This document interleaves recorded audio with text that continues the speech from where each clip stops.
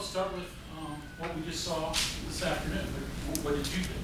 Well, but based on how we get reps right now and how we're moving so fast, we're divided fields and getting things in. So for this side I was on to see us, guys on both sides of the ball, and especially on offense, they're eager. Day two, they always are. Soreness will begin to set in and all that fun. But as of now, they're eager. They played fast, made plenty of mistakes, but yet did them fast and had great attitudes and played with great effort from what I saw. And that's been a big piece of our offensive staff and the full units just discuss attitude and effort. And those things are so much further along than they were, which is certainly a great feeling. I really, we feel really good about our guys, and I love our group. And you can just tell they're so encouraged and challenge themselves and becoming self-led, which is a fun thing to see. So good start to 2 days, and got to keep on stacking days. Curious, what do you think of Day you throwing the ball today? We were split off. I was away from him. Yeah, a little bit unfair, but so I don't want to say anything about today. But yesterday I got to see him, and man, he threw it clean. It's coming out on time for the most part. We connected on some stuff downfield yesterday that was encouraging on some concepts that we really wanted to prove on.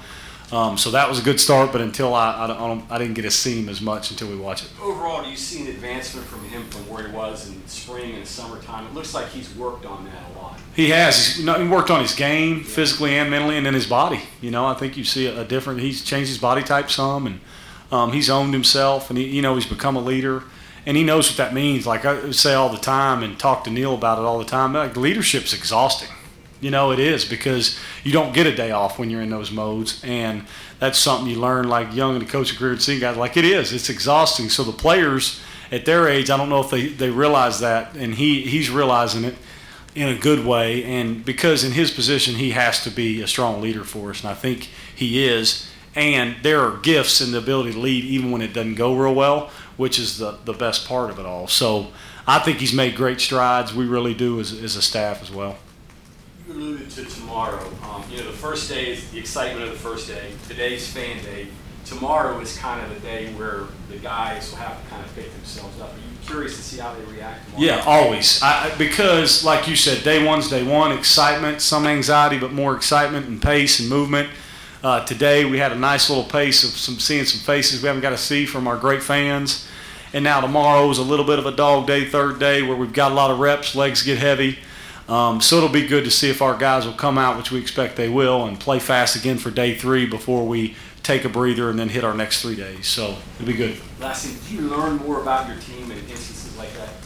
Absolutely. Like any time. From our unit meetings of the wideouts that I'm responsible for and all our unit on offense and everything, anytime you can put them in a position to be challenged and have to be met with a response, whether it be negative or positive, that's the ones where you see the truth. Like anything, it goes well. When it's going well, everybody smiles, everybody's happy. It's like being at the house with the kids. And as soon as something goes the wrong way, you can see a pout and everybody ready to go home. So we want to expect them to be able to respond the right way to the bad stuff, and I think that's hopefully where we made our biggest steps. Gerad, in terms of your receivers, obviously a lot talked about in terms of developing consistency through the spring and now. What have you seen from them? Do you think that's coming? Yeah, I personally do. I think that anytime you talk about them right now, like the truth, and then it's through the work. It's all we've talked about. Like the truth lies in the work, and once you remove drama and get lost in the work, you can quit focusing on negative results or any result at all, and it creates this ability to have consistency. That's all it is. The guys, they have really put in the work from January till now. They've caught over 110,000 balls. They have put in a great deal of work that they've done and charted on their own in order to get to a position where they have confidence to be able to catch the football consistently, but then also handle the ugly word, called a drop. We call it a bad catch. But, it's just the ability to handle that. It's going to happen. How many happen is just all based on our mentality to be able to respond when it does. Gerad, have you worked with the robot QB yet, experimented with it some, and how will you all use that during practices and during the season? Yeah, a huge commitment by our administration to get it done. We have seen it and work with it. So the deal is, it is unbelievable at allowing our guys to save their legs and work on game-like catches. So everybody thinks that sometimes, I shouldn't say everybody, but a lot of people believe catching the football is an art by just catching the ones that are right here in our clock. And really the most difficult balls to catch are the ones that are over your head. Involve tracking the football properly with one eye and those things. That machine does that better than anything that's out on the market and allows the guys to save 10 yards, save 40 yards of running and work on downfield throws, and it drops them right on the money. So it allows our guys to work on things that they can't mimic without a quarterback. Then you have quarterbacks throwing arms out and throwing too much as well. So its biggest influence is being able to drop it in places where we can track balls over our eyes and get it in a game-like situation. It's been really good for our guys, and honestly, it's got some star value. Like, the guys think it's cool, so therefore it is, right? Hey, Jared, to follow up on the receivers, obviously a lot of competition in that room, safe to be said on the defensive backside. So when they meet in drills like you had today, just how much more intense does that make drills, and what's the competition level you saw there today? Yeah, you see it. The level of play goes up on both sides of the ball, so therefore everybody either rises up with it or you kind of get left behind. And right now, both rooms are in a situation where the competition's high, which does nothing but make everybody better, And anybody threatened by that, just, that's not what we want. Like, good is good, so don't worry about being threatened by being around other people that are good. Everybody's level of play we've got, I heard the saying, high tide raises all boats, and what better true? Like, we just need to get as many good players in every room we got, and it's going to make everybody better. Sam Brown got on the field a little bit last year. Where's he at right now? He's right in the middle of the process of the work. He's learned how to finally get in a mode where to kind of remove some emotions of it and learn how to just bear down and play fast and work. So he's right in the middle of that fight and competing, and it's good to see him get to that place where maybe before, just because he was young, those things are harder to do when you're distracted by all the things a young player sometimes is. Now I think he's really lost in that moment of just getting to work and making plays and playing fast, and the rest will take care of itself. What is an ideal number of reliable receivers for you in your mind? What you need? Yeah, good question. So here, I would say this. I think that to give you a real answer, you would love to be able to have the ability week in, week out to play with your top six, to rotate and play fast like we want to. And then the deeper you are, the better you are, because injuries and things will happen, unfortunately. But ideally, you'd love to play with six guys that you can roll out there and play fast and get through a game, especially in September when it's warm or when you go south. You want to be able to play with six, in my opinion.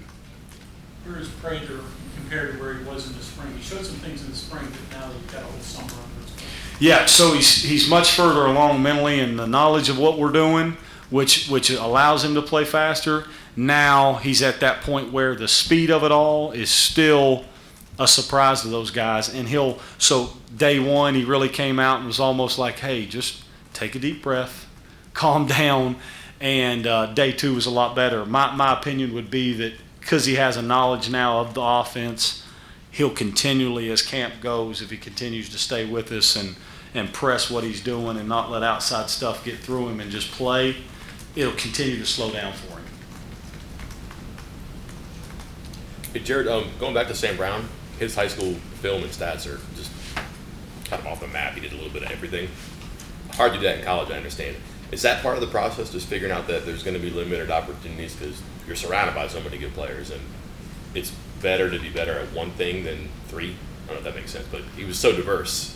Yeah, narrow it down, right? It is, and he's also got this big, strong body. He can run and jump. He's got measurables and genetics that are off the charts. So hence the reason they did so much with him. So here, he's learned that it's much harder at times to be good at one thing, like you're saying, and not be able to do a ton. So what we've had to do is, and the consistency of practice habits and all those things, because at certain times, and I was guilty of it, you play maybe at a place and you're able to do things and maybe not have to practice all the time at this highest level to earn a spot.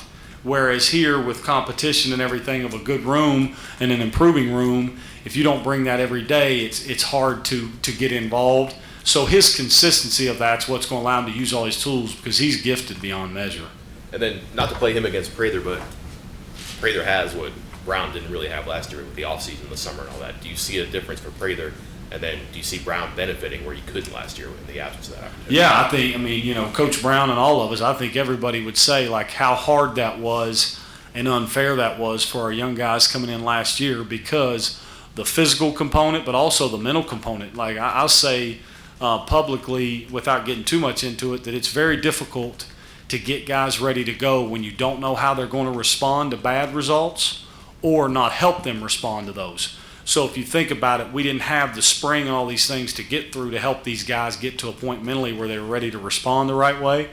So if you add the mental component, physically didn't be able to prepare the same way because they were all at home, it's hard to get to that point. So you would take a Caden Prather that was here in January and got to train with Mike Joseph and the strength staff, got to be around us and literally learn the offense in a real meeting room setting and not via Zoom. I think that's a big difference in a lot of ways. You spoke with Dave, your other quarterbacks, what are your thoughts on them? You know what? Garrett Green, of course, would come up second to discuss, and Garrett's just picking up from spring where he left off. Same thing. Like, so now he's got a stronger knowledge of all we're doing. Now he's just got to continue to let it slow down, keep anxiety low, and see what he sees. And I think you'll see a trend of it slowing down for him as it goes. But he's willing. He's a great dude. The guys love him in the locker room. He's got juice. Him and Daggy have a great relationship and how they share knowledge and compete with each other the right way. I think he'll continue to grow. Curious your thoughts on the Neil's idea of split squad practices. It seems like you're almost getting 2-in-1 with the number of reps you're getting for the different groups. Now, I would guess it's going to be more work on you because now you've got to go study what you didn't see on the other side of the field. Just your thoughts on it. Yeah, so it's a challenge because it is a 2-for-1. So the players we're flat getting after it, and it's a split practice, but they're essentially practicing two practices together. Split up clearly. For us as coaches, it's our biggest challenge because we may not have done what we were supposed to on vacation, so we're a little out of shape.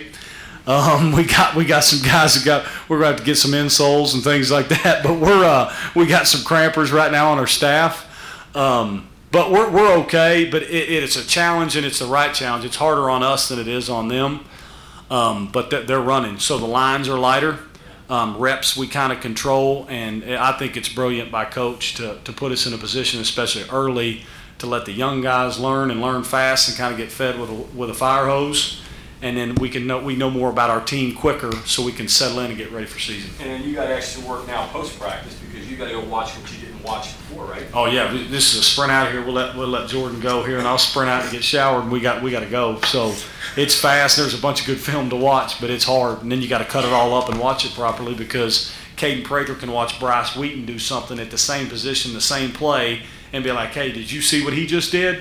That's more what we're thinking, or vice versa. And on each side of the field, you're running the identical plays? Same scripts. Okay. Yep. Hey, Jared, a big onus put on tight end in terms of recruiting, and with Mike out, a lot of reps to be had out there. What have you thought about the youngsters at that position? Yeah, they're learning. I mean, it's too new to say so, but valuable reps for them to learn fast, to see where we are. Of course, the guys that have been here a little bit that you evaluate, it's good to see Banks doing what he's doing and owning some reps and really growing. And Charles Finley the same way, just starting to grow up and show up. So it'll be good for the younger ones too, with Vic and Traylon, those guys to show up and get reps that they need to grow. Jared, in terms of trying to fold tight ends and running backs into the passing game a little bit more, how does that schematically for you work in? You're used to maybe working with 4 wide outs, and now it's 3 or 2. And working their routes in. What's that workload? What's that job like for you? Well, it's perfect because we build it. We really do. I mean, we do it as a staff. You know what? Chad Scott's got a really good feel for what we do with them. We just add value, and we try to keep our teaching universal. So the beautiful thing is certain routes that we may run may relate to a slot or whoever it is on our wideout deal. So it's the same teaching. It makes us better. It also allows us to find ways for a guy like Letty Brown to get more touches, different ways, to get him in space, different ways, to keep direct hits off of him, which helps his health over a 12-game year. Those are things we value, and it's the right thing to do for him and for us as a football team. And it makes it more versatile, which clearly helps recruiting as well.